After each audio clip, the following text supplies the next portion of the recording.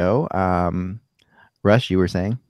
Yeah, so last night at the Flyers Penguins game, they chose a moment when the Flyers went up 2-1 on the Penguins to have Jason Kelsey introduced to the crowd. They gave him a Mummers type hat, and he's like, "Now that the Flyers are beating the Penguins 2-1, let's get," he's screaming, right? Let's get everybody to say, "Let's go Flyers," which is fine, right? But I knew the minute he did that and he sort of challenged the Penguins that was going to be problematic. And I want to say less than a minute and change later, the Penguins score. Then they score again. So basically the Flyers never scored again from the time that Jason Kelsey cheered for them. So they were 0 for Kelsey. I'm not sure. And Kelsey was in the locker room before the game. The funny thing about it is somebody who I know that I sit next to who covers the Eagles says he's a pretty quiet guy in the locker room and doesn't yell like that. So clearly, since they've won the Super Bowl and he had that moment where he, was accepting, the award, not the award, but just basically talking to the fans for the parade, he has got this persona, and now he sort of seems like he's pushing it and living up to it. And I don't know, he may have jinxed the Flyers, Zach. We'll see. Yeah, it's funny. So how with the weather, we got a ton of snow. I don't know where you were last night. I got about 6 to 8, and then it froze over today, but I got there no problem. How many people were at the game? Was it okay? It was actually, I would say it was 65% full. That's pretty good. Good. It was pretty good. Yeah, we got about 17 inches here. Wow. Yeah, it's like a snow belt photos of people area. There. It's really strange, but we got a lot. So we weren't getting out of here at all. There was no way. No way. But I'm watching the game and I guess for those of you guys who watched the game last night, they had an Eagles player between the benches with Pierre Michael Kendrick. Yes. Did you guys see this? I saw as little of it as possible when I was getting that great insight from him. I changed the channel. It was crazy. It was interesting because he's a football player. It's like a second game. He was honest. Like, why would they do that? They're explaining, why the hand pass and why he would do that. And it was funny because it was as if they weren't televising this game to everybody else. Like he would come in and they would just throw things out like, oh, why is he that? Well, wouldn't that be some hockey fans were getting mad online. Like they were like, we don't need like a kid's view of the game. And it's true. Like, is a hockey player now going to get a chance to be in the NFL booth in Monday Night Football? No. It reminds me, like I've always said, the NHL has this issue with, and we've joked about this with credentialing, not credentialing, but seating arrangements. That the NHL is like is somebody who is like a nerdy kid who can get enticed by the hot girl, and when she shows up, so like we could be at every game, for the season or whatever, and get our credentials and get thrown into an auxiliary press box in Philadelphia. Somebody from, I think like the Weather Channel, we would get weird people like from like some mainstream thing would get thrown in the main press box because, I think this is an NHL inferiority complex. It always makes me crazy. Like, okay, they're from the NFL. That's great. I think it's awesome that NFL players are getting into it. Obviously popular in Philadelphia, but this is a national game that's on last night. This is not like, if it was a local Philly game, I could see what they were doing maybe a little bit more, but this is not even, this is a national game, and this is a big time and a really important game, and it's a game, being done between, two fan bases that, are riled up. It's completely ridiculous to me that they did this thing last night. I don't know. I just found it absurd. It was weird in one of because there's only 3 games last night. Calgary, it was at Buffalo, and one of the Bills wide receivers, a guy named Zay Jones, was at the game. And they just showed him in the crowd and then all of a sudden he's an intermission guest, and it's like, well, yeah, you pulled out one of like the 1,500 people who were actually at the freaking game, right? And I swear that game, I know it was shown in Canada on Sportsnet, but I was watching the game and happened to be watching it for like the 2 minutes that interested everybody because Matthew Tkachuk did what Matthew Tkachuk normally does and goes to the net and gets a glove full from Robin Leonard, and then Jordan Nolan knocks him down. And I took my phone and filmed it off the TV and put it on Twitter, and it got 11,000 views. So, but honestly, of that entire game, that was the only thing that anybody was interested in. The game was 3-0 in the first period. Yeah. Chad Johnson gets pulled for Robin Leonard. And that was the only moment that was consequential other than for the Flames who were in a playoff race. Right. How does Buffalo go from beating the Leafs 5-2 to that stinker? Like, Because, what is in the water? No, like, it's just crazy. Because it's the Leafs. When they play the Leafs, it's the Stanley Cup for this team. Yeah, there was a letdown. I was told, again, Yeah. guy sits next to me in Philly knows the Sabres well, and he said he would have bet on that game way before it started because they would have a huge letdown after beating the Leafs like that, and he was right. Yeah, and I'll tell you. Let's start in here. We can talk about this hockey stuff anyway. Yeah, we'll start the show, but let me just say this quickly. Yes. Next Thursday, the Leafs play in Buffalo again. It's the second of back-to-back games. That means McElhinney will be in goal, which means Buffalo will win again. That's all. I'll remember, and I will properly predict that game and not improperly write down the wrong thing. Okay. All right, here we go. Ready? Hello, Hockey World. Today is Thursday, March 8th, 2018. I'm Michael Agello. I'm Peter Tessier.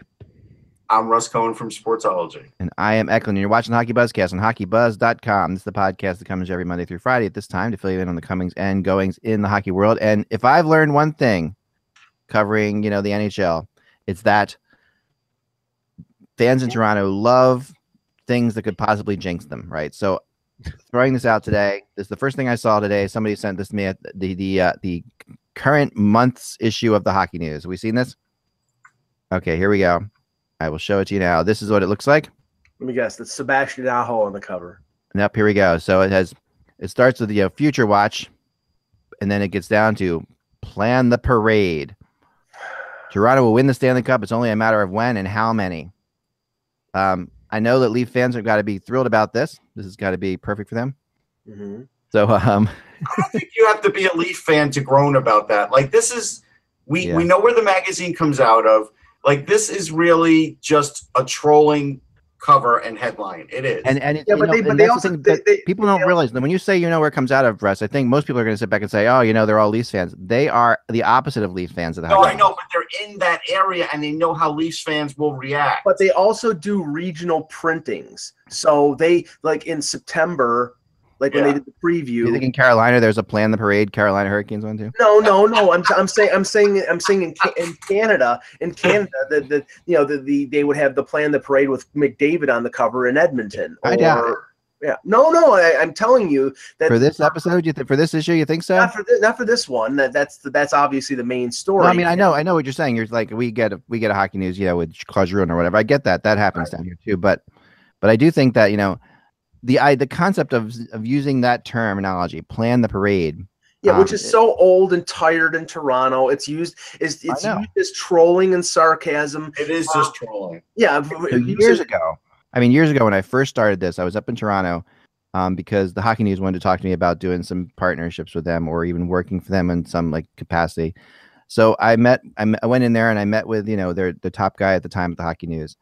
And I was in Toronto and I was stunned at, this is the first time I got to see that how little, I found out with Sportsnet too at the trade deadline, how even though they're in Toronto, at that time there was a definite dislike of the Maple Leafs among the media who cover hockey out of Toronto, probably because they're just inundated with it all the time. It's thrown at them, and partially because of I think maybe the organization at the time wasn't very nice to them too. So I think that happened as well. That might be, but you got to remember, that most of these media members are not from Toronto. Like a guy and I'm not saying negative. But they're going out of the way. They're going out of the way to hate. Honestly. Well, I don't think. No, I don't see. I think what they're trying to do is they're trying to be objective. It's like Darren Drager's from Alberta. I don't think he and he has to talk about the Leafs on the radio and on TSN because they're the biggest city in Canada and they draw the biggest ratings. So I think maybe they get tired of it after a while. Here's the thing. Okay. Understandable. Here's the thing. The cover is 100% hyperbole. It doesn't matter how good the Leafs look.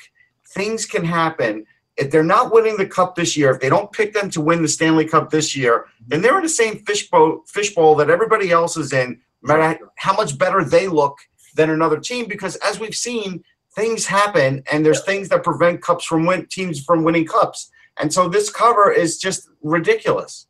Right. And and the rebuild that we've talked about for years and years, the easy part is over with. They tanked. Right. They won the lottery. They got Austin Matthews. They had a couple good drafts with Nylander, with Marner, and a few other young guys. Now is the difficult task. You're getting from being a playoff team, a sort of middle of the road playoff team with aspirations of being better. And what do you do? What are those 2 to 3 steps that you do to make yourself from a playoff team, a regular playoff team, to a top echelon contender? And that's where Lou Lamoriello or whoever succeeds him in the next year or two where their task is going to be difficult. I believe it's going to be, they have to go out and get a top tier defenseman. And if they don't do that, I think they're going to continue to be in that middle of the road where they make the playoffs, but they can't get to the next step because the teams they have to get by do have those defensemen. Yeah. Yeah, no, I think so. I mean, we'll move on, but I do think that, there's definitely something, in my opinion, when I saw this, like you said, Russ, it's in Toronto. I saw it immediately as this is like, this is how they want to get back at Toronto. Like I saw it like, okay, this is an absolute. Yeah, I get it. Well, it is, and that's why I said it was a trolling cover. But they also know that there'll be reaction to it. Yeah, no question. Is that enough for me? Here's the thing: if I own a magazine, is my sole reason for owning a magazine, which again we all used to look at the Hockey News as the top publication in the hockey world. Am I using the magazine to just get reaction, or am I putting like hard-hitting good journalism in there? That's the question that's got to be asked. Yeah, and I haven't read the story, but it sort of serves dual purposes. It's a trolling cover to the people who don't like the Leafs, and to the people who support the Leafs, it's expressing the viewpoint that they believe. I mean, the enthusiasm for this team after years and years of suffering with Matthews and Nylander, with Marner. So they I guess they get both ends of the spectrum here. No, but like next week, is it going to be why the Penguins won't win the Stanley Cup? Like, is that going to be the next issue? Like, that's I don't know. Well, you know what? I mean, that's what it's like. Sorry, but Russ, it's a clickbait world, and magazines. But it doesn't mean a magazine that has that history has to go that route. It doesn't. Russ, their history doesn't matter in this dog eat dog world. Yeah, I think that's. I'm not saying it's the right thing to do. It's that they're competing against all sorts of forms of things. And you know what? Magazines have been doing clickbait headlines just before that you could click on them, long before websites existed. Oh, I mean, papers did goofy leads, all sorts of things. This isn't new. I mean, as long as there's been a guy holding up a newspaper on a street corner, or a little machine there that you can get a newspaper out, the headline's been a clickbait. That's what it. Okay, so then why would I take their draft issue seriously anymore? I shouldn't. Yeah, well, maybe you should. That's up to you. If that devalues what it is for you, that's fine. But it doesn't mean their draft issue they may know how much they sell the draft issue versus what they sell when they put a title like that up, or when they put the Winnipeg Jets Stanley Cup champions 2019. Right. They do that because they're in the business of selling copies, and they'll do whatever they have to. They've got too much competition now to be idle about it.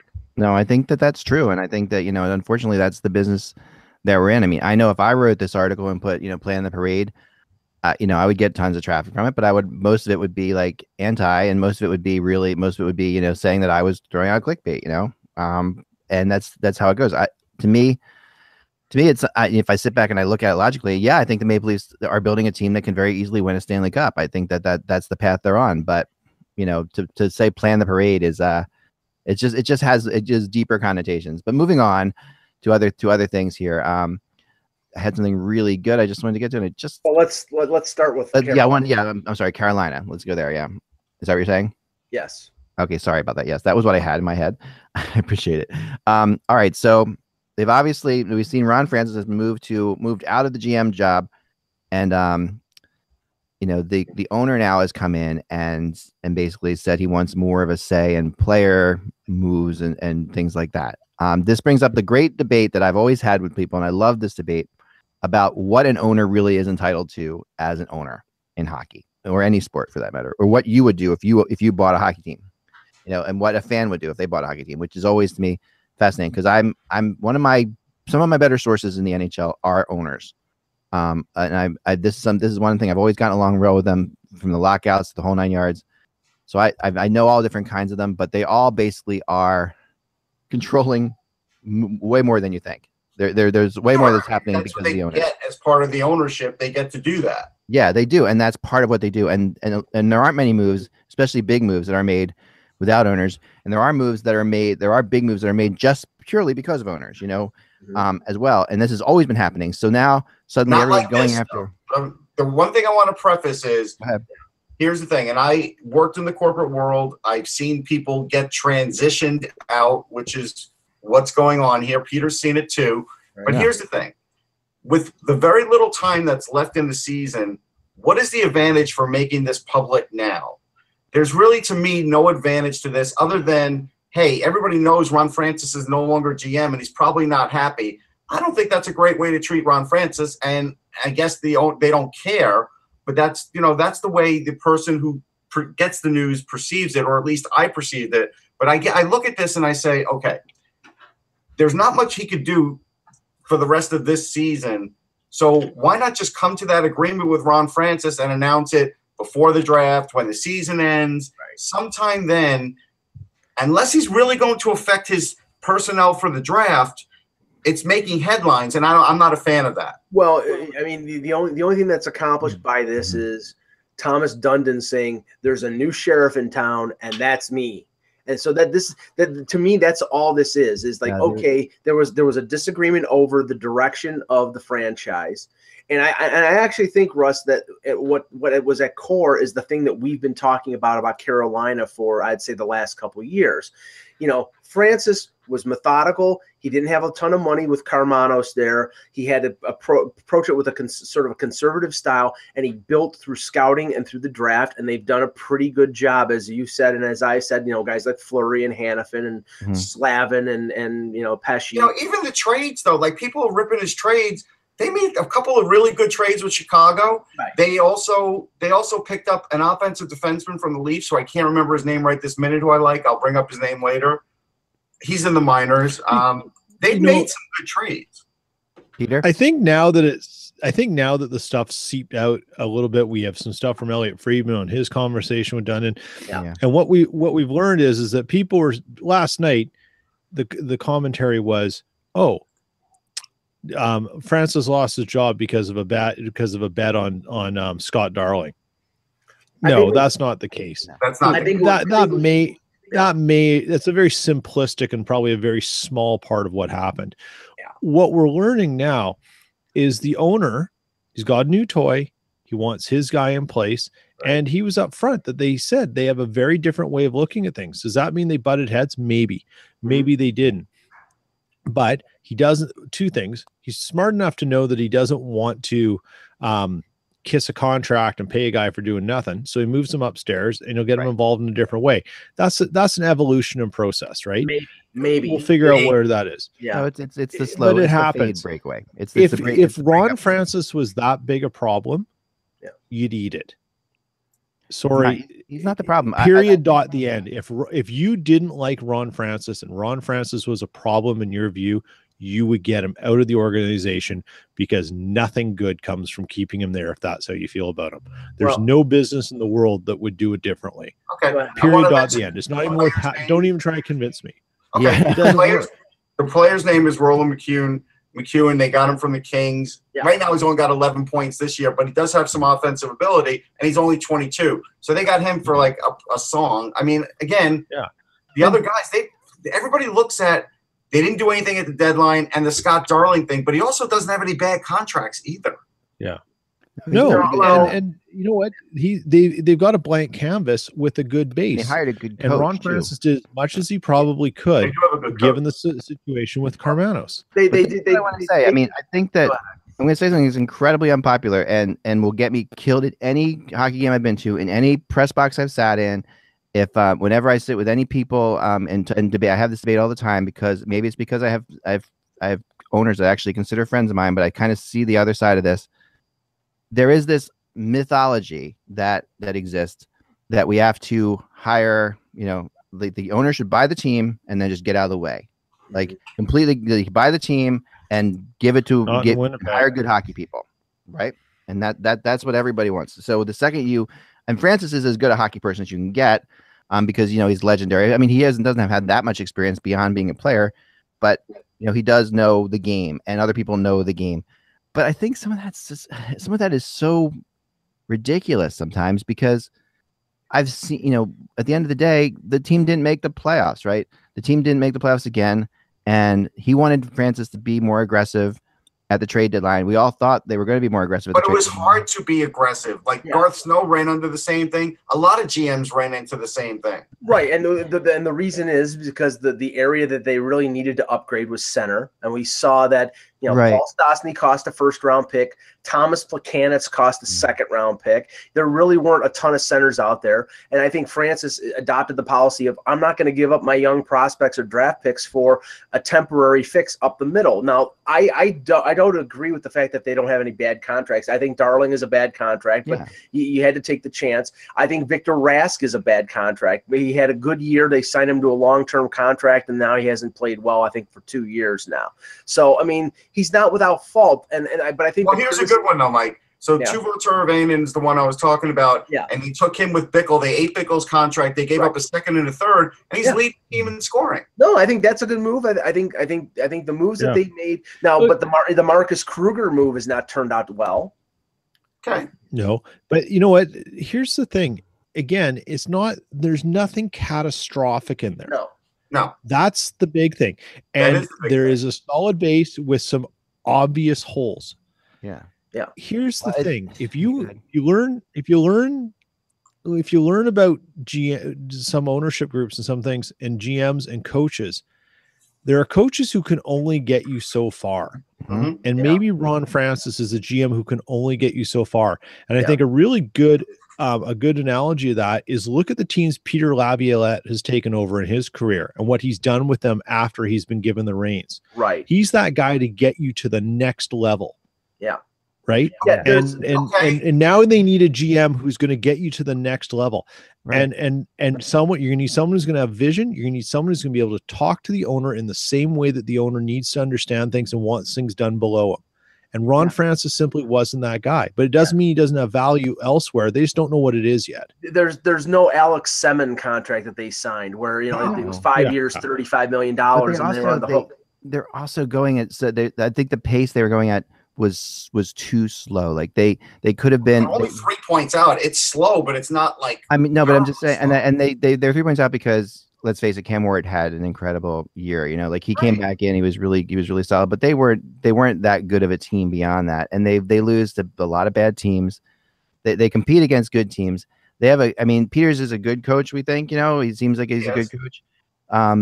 But again, we don't know this. And I am thrilled that Carolina would do something gutsy at all, because in the past, we've never seen this team really do anything interesting. Like there's nothing. I mean, we got a team that coming out now, we're arguing about whether or not, you know, I mean, could he have waited for Francis? Yes, he could have waited for Francis. But you know what? Why he didn't is obvious to me. He didn't do that because he's got a season ticket holder base that he has to show. But they've already paid for this year. It doesn't matter. This is not about this year. It's about the future. And it's about next year. He's got to show them something. He's got to invigorate that fan base, because that fan base is dropping quickly. Yeah. And he knows this. And if he's going to keep them there, which he's required to do by the NHL for a certain amount of years, when you buy a team, there's nobody you could bring in that's going to sell tickets, Zach. No, it doesn't.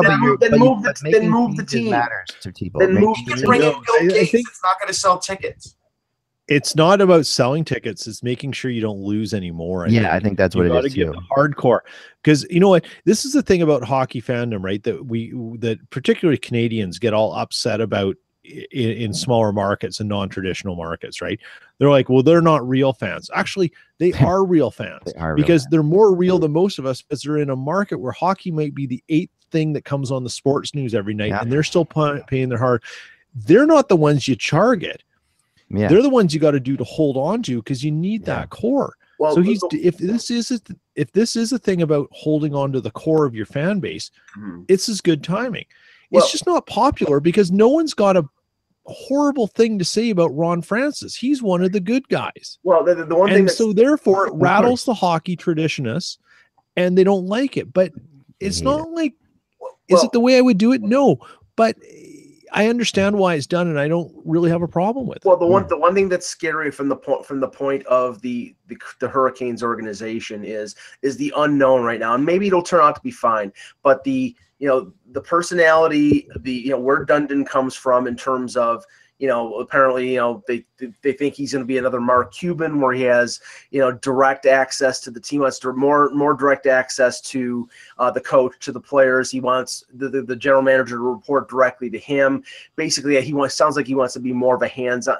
That situation, that doesn't fly in the NHL. That may fly in the NBA. It may fly in the NFL with Jerry Jones, but really that doesn't have a lot of precedent in the NHL unless you're talking about somebody like Eugene Melnick, and we know how that situation is really turning out in Ottawa. This is the way he is operating this like a business in corporate America, and he's been there for less than 2 months, and he's already decided to make this move, and I don't know how you could be there for that short amount of time and make that decision. Because what if they win 10 or 12 in a row and they do make the playoffs? Then are you sure that Ron Francis isn't the right guy? I mean, that's really what we're talking about now. That's why you should wait until the end of the year. Russ, when you own the business, you control a lot of things, and you control about who you want to work with. Yep. And if you didn't enjoy Ron Francis, let me ask you this. That's true. But let me ask you this, just from the optics of it all, Peter. Let's say they go on and they win 15 out of 18. They make the playoffs, and they don't have a GM in place when they're in the playoffs. Want them? What then? It doesn't matter if you have a GM in place in the playoffs. It doesn't matter. From an optics standpoint, it does matter. Well, it matters. He's still there, Russ. Ron Francis is still there, but he's not the GM anymore. But you can't make moves. You're not going to fire a coach. You can't do anything during the playoffs. I mean, you have to have a GM in place by the draft, right? That's. I mean, the best thing that could happen is they go on a run, make the playoffs, because it might save Peter's job too, and then all of a sudden it really makes maybe it makes Francis look like, God, he didn't do anything, and I managed to coach this out. The indication, get something out of nothing. The indication from some of the reporting is that Peters and Dundon are simpatico with each other, and that there's no problem there. But it was more just the conservative nature of Francis and Dundon, and wanting to be more proactive and analytics and things of that nature. And that's you go down that road, and immediately the first thing I think about is Florida and the cluster F that happened there, and how they had to go back to Dale Talon because of how screwed up that situation was. All right, but wait a second. Dale Talon. There's two ways of looking at that situation, though. Dale Talon's an experienced GM who's won already in other places, right? Okay, I mean, that's fine. I mean, Francis. This is his first gig. I mean, this is like we don't know what that's fine. That's all fine. But Ron Francis did not trade the farm to get a guy in there just to impress his boss, right? Now, we all killed George McPhee for that. Hold on. We've all killed McPhee for that last trade with Martin Erat because he was desperately trying to win the cup, and he probably knew his job was on the line and everything else. And Ron Francis didn't do that and didn't trade bad assets for a guy that he felt like wasn't going to help him get over the hump.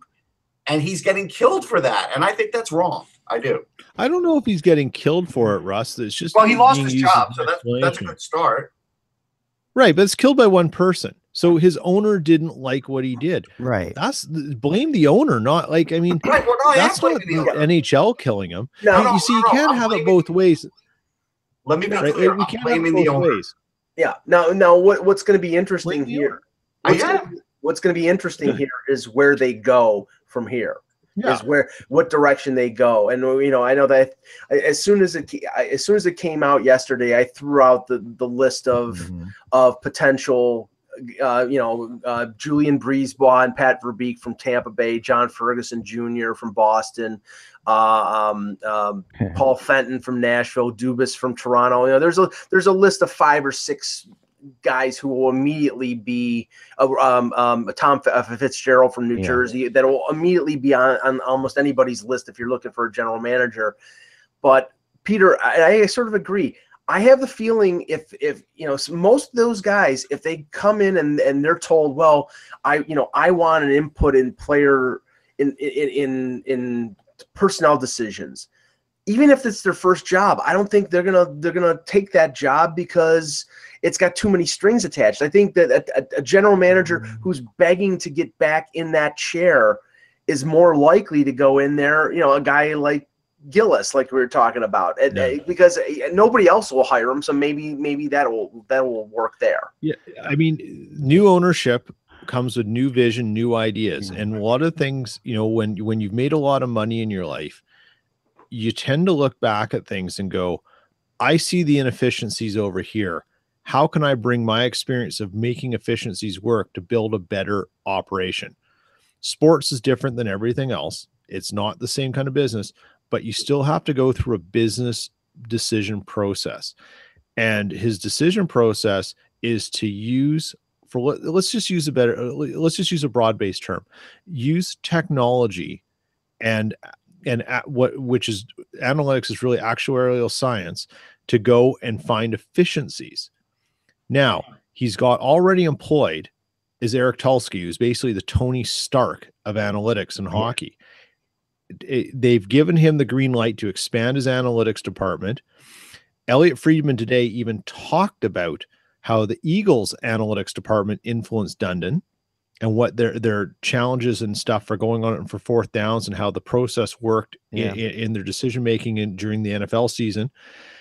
And now you've got this expansion. You need an owner, you need a GM who can talk to that department, make sense of it all, use it with your scouting department, use it with your coaching staff, and make sure the owner understands how it relates to hockey. You're not looking for what we think is a traditional GM anymore. Okay. You need a specialized person. I think Gillis, because when he was hired in Vancouver, he explained to Francesco Aquilini how he looked at when he was an agent, how he was able to outsmart GMs. He convinced him. The next guy you would look at, and it wouldn't have to be a tandem, even though they were one, would be Lawrence Gilman, who is also a very smart guy and was part of that regime in Vancouver under Gillis that changed the way the Canucks use data and everything. After that, the pool gets a lot murky if you believe they're going to go that way. I think they will. Okay. One very basic question. So I'm going to use the name of Max Verano, who is a very hot free agent who plays for Princeton. Let's say Princeton gets eliminated this weekend from Union. And let's say there's been already interest from Carolina. And so like Verano and his guide, for lack of a better term, well, he'll be out then. So maybe, if he decides he's going to turn pro, that advisor will turn into an agent. But let's say Verano's advisor says, hey, let's go meet with the Hurricanes. Who are they meeting with?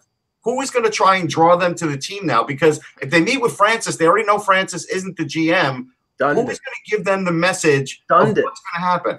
Dundon will. And that player's maybe not going to Dundon and Francis. It might be Francis still. I mean, that player's going to go somewhere else. And there's other people in the organization too. I mean, there's other NHL, there's other hockey people there still. I mean, it's not. And Peters could be. I mean, Peters. I don't know, and I don't know for sure, but it feels, and I'm going to do some research on it to find out, and I'm going to talk to Dundon at some point here. But it feels as if it smells like that kind of like a trade deadline where Peters had something that he really wanted and needed and tried to get done, and and Francis couldn't get it, and Peters got frustrated by it. We've seen this it reminds me a little bit of other, like maybe Patrick Waugh and Sakic to a degree, but not quite. Peters isn't crazy, but but the idea here is, you could very easily have a situation where that happened. And it's interesting when you read Elliot Friedman's article on Tom Dundon today, he says at the end of my first conversation with New Carolina, this is how it starts. At the end of my first conversation with New Carolina owner Tom Dundon, he said, don't hesitate to reach out. If you're talking to me, you're talking about the Hurricanes, and that's not a bad thing. All right. So, okay. But so you're advising somebody, and let's say this kid, Verano, has a choice between Florida or Carolina at the end of the weekend. He's going to go to Florida with Dale Talon because he's not going to get a clear message just from an owner, because the owner, again, the owner is saying, Russ, but he doesn't have a track Don record. Waddell's still there. Don Waddell can go in and do Don that Waddell, too. And Don Waddell is somebody who understands working with there is a way. GMs have to work with owners. There's a reason that Poyle has kept his job for a long time. And you have to work with owners. I remember sitting down with a guy who you would never think would work with owners, Brian Burke. Sitting down with him, you would think he's his own guy. And this was before he actually took the job in Toronto, and it was at an All-Star game, and he was still with Anaheim, and I was talking to him. I had lunch with him, and he basically explained different things. This is what I can do. This is what the owners, want. So I can't do anything beyond this or what. And everybody works with owners. I mean, all these guys, they work with owners. They have to.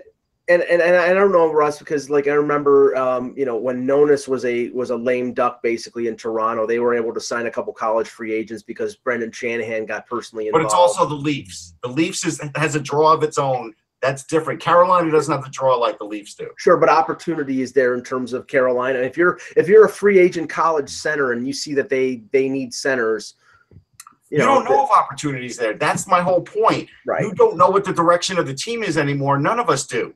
No. And so how's a player going to know and trust that? It's changing. We don't know.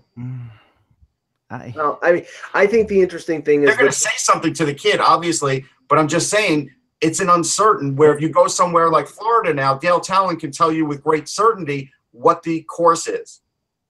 There's a difference. Russ, I understand the point you're making. It leaves a void and there's some critical things that could happen. Yeah. But when you make a decision like this, as the owner and the final say, you've, in theory, have weighed those risks and you've said, I'm prepared to take them because what I have to do next, I have to sacrifice the short term for my long-term $100 million investment. And if I miss out on the Princeton free agent in the next 3 weeks, that's okay for me if I can get the next 3 years right by missing out on the short term. Okay, that's so how they look at it. Peter. So then the one last question I have, and we've seen this happen. Let's say this new GM comes in the next few weeks and decides, I don't like the scouting reports from the previous scouting department. I'm going to rip them up and we're going to draft it differently this year. We've seen how that's worked out. That's never worked out great. But the new Russ, if you're interviewing with Dundon and you come in and you say, well, before we go through this, I need to see the scouting reports. What are you doing for scouting? And Dundon says, I have this analytics team and this is the process we do. Are you going to use it or are you going to dismiss it? You're going to cut that off at the pass. It's never going to get so far that you get hired and then go, no, this is wrong, because he's not going to let that happen. And that's very possible. It is. Yeah. Look, I get it. Ron Francis could be in my organization any day of the week. He's been nothing but one of the classiest guys to ever play hockey and work in it. There's never been a sniff of anything bad around him. No, he's a great guy. It's not a popular move. It doesn't mean that he's a great GM. You know what? I mean, I'm not. We've also got a new way. We've got new money, new people, new everything coming into the league, and we have to accept that maybe we have to change a little bit to what they're doing because the NHL is really slow to change. And now you got people bringing change. To it. Don't get me wrong. I'm open to it. I'm just saying, I'm pointing out things that could possibly be problems by doing it the way it was done at this point in the season. That's all I'm pointing out. I think the one interesting question going forward, and I think we know from based on the direction that they didn't take over the last couple years and where they may go. We know that Carolina's always had a problem scoring goals. We know, looking at that organizational depth chart, that their defense is absolutely loaded.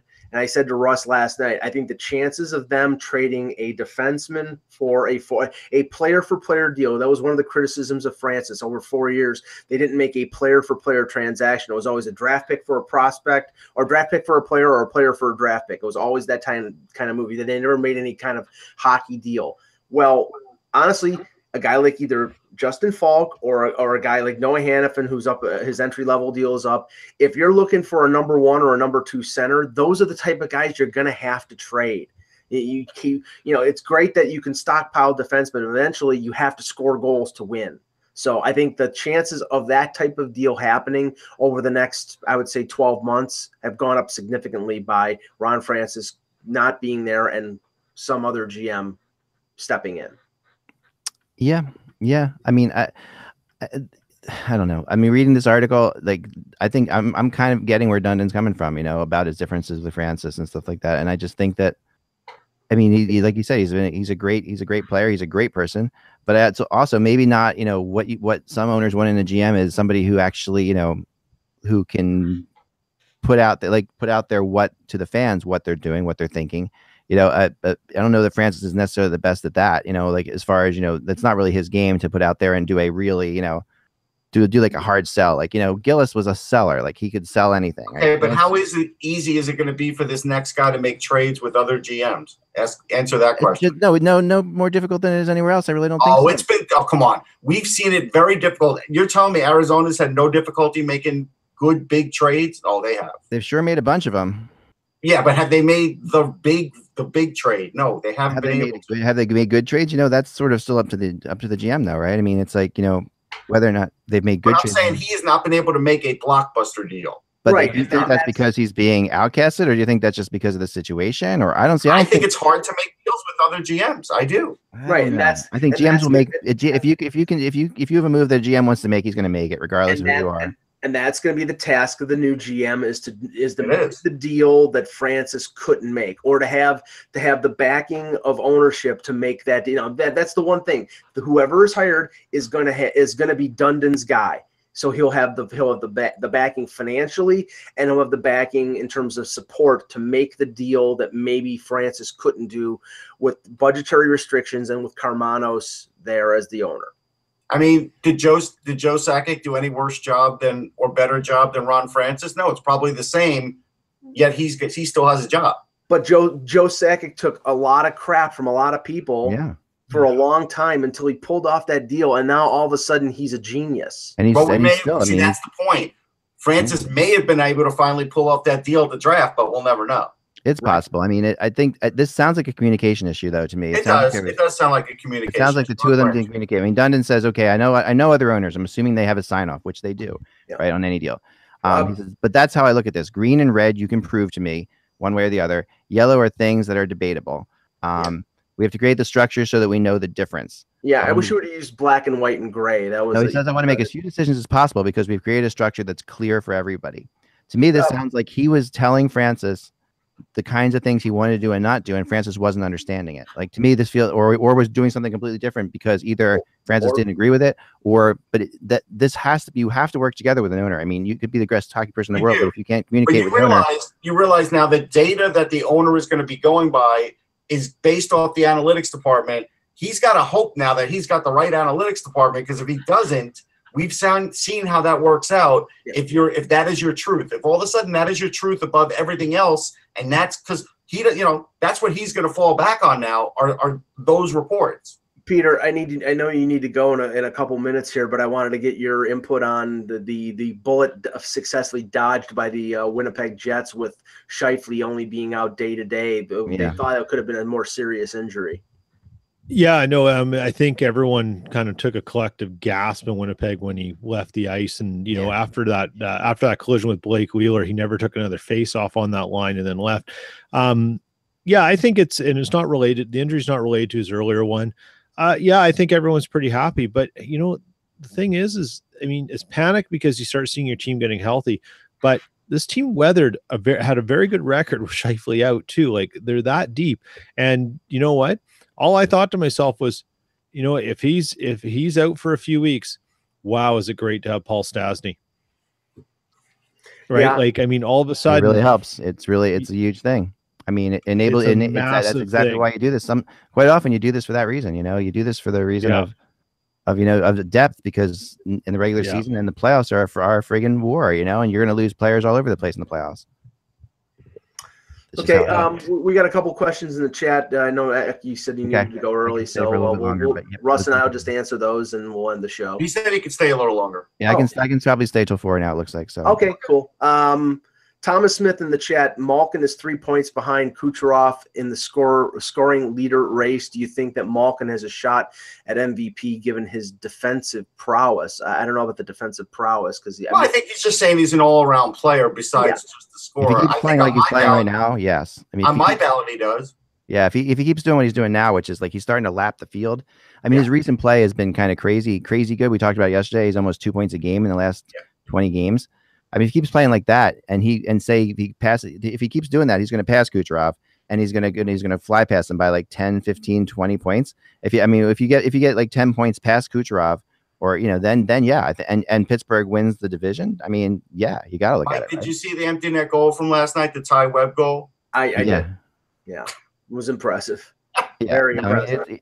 I mean, there's a lot of good MVP candidates, but Malkin is easy to forget about because it feels like he's already gotten it and all that stuff. But he's having an MVP season. There's no two ways about it. He's the best player on the Penguins. I just wonder how much the injuries are going to affect the various awards. I mean, we were talking about Rookie of the Year and McAvoy and Besser being hurt, and how that maybe won't take them out of the race, but it's going to mitigate their value based on how many games they played. I mean, I know McDavid, what did he play? Less than 50 games. I think it was 48. And he finished he with the year that he had, he only finished third. So I think that probably takes McAvoy and Besser out of contention for first, but they'll probably finish in the top 3 or 4. And whether that's going to be the same case with Bergeron because he's out, and Hedman for the Norris, and a few other examples out there. So that'll be interesting. Yeah. Good. Okay. Eddie asked, what are your matchups for the East? Obviously, Toronto versus Boston. Well, I mean, right now we don't know who. It's tough to really determine what the matchups are going to be with the races so close. I mean, they're really important though. Right, but I'm saying, Florida could sneak into the second wild card, and then then you got Tampa versus Florida. Yeah. But it could very easily be Columbus or could be Carolina if they get on a run. So I mean, it's really the only way we're gonna do that is wait until the last 2 or 3 games of the regular season, then we'll know what the matchups are closer. I mean, there is one thing. Yeah. And I didn't bring his name up yesterday, but I was crunching after we had this Calgary discussion yesterday, and believe it or not, Yanni Gourde is still considered a rookie, and he's got 53 points and he's plus 29. Yeah, that is an absolute dark horse in this race. Yeah. And that's an odd because this is a guy that, I mean, what is he, 24, 25? 26. He just meets the requirements. Yeah. I mean, remember 27, you can't. And I saw him play in the Calder Cup playoffs last year against the Marlies. So yeah, when I look at the East guys as far as who's making the playoffs, which I think will matter on the matchups, I really see it as a 3-team battle for one spot. That's how I have it right now, basically. And I think, and it's maybe not what you guys would necessarily think. I personally think that the one team that's going to make it is not in the playoffs now. I think Florida is going to make the playoffs. I think they are playing at a level at which they're going to make the playoffs.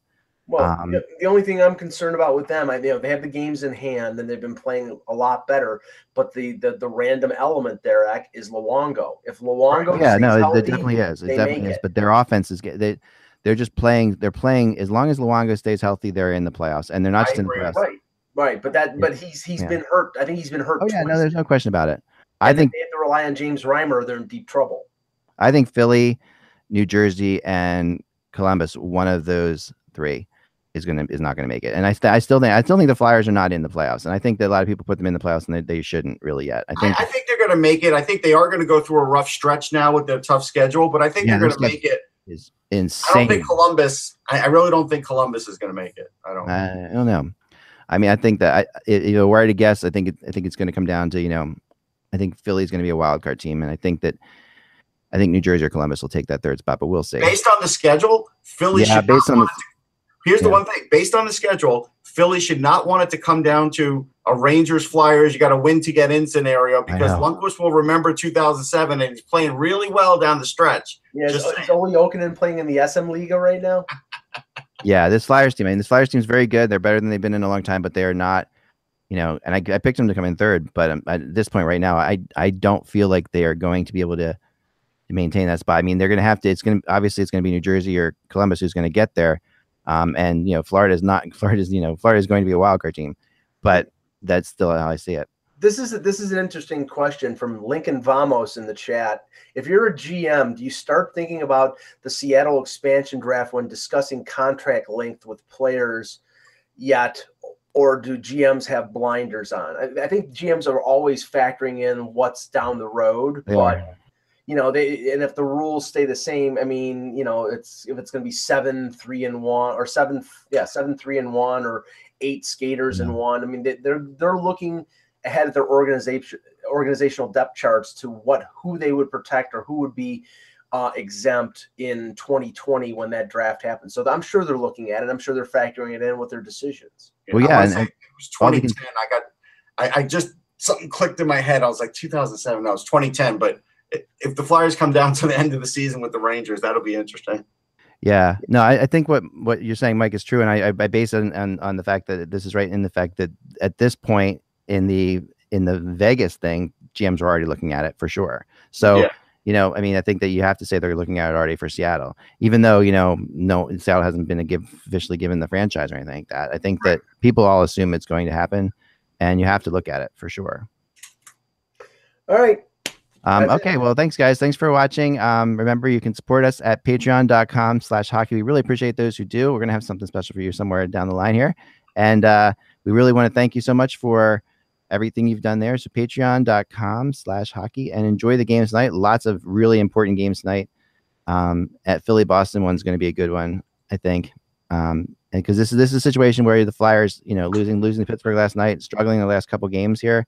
I think Pittsburgh made a statement. They said, "Hey, Pittsburgh made a statement. We were down a couple players and we still beat you." And Crosby didn't say it like that, but he was proud that they won with a couple players down to take the division lead. He was. And now you got to go into Boston if you're Philly, and then after Boston, you go to Winnipeg. I mean, it's like this is a real tough stretch.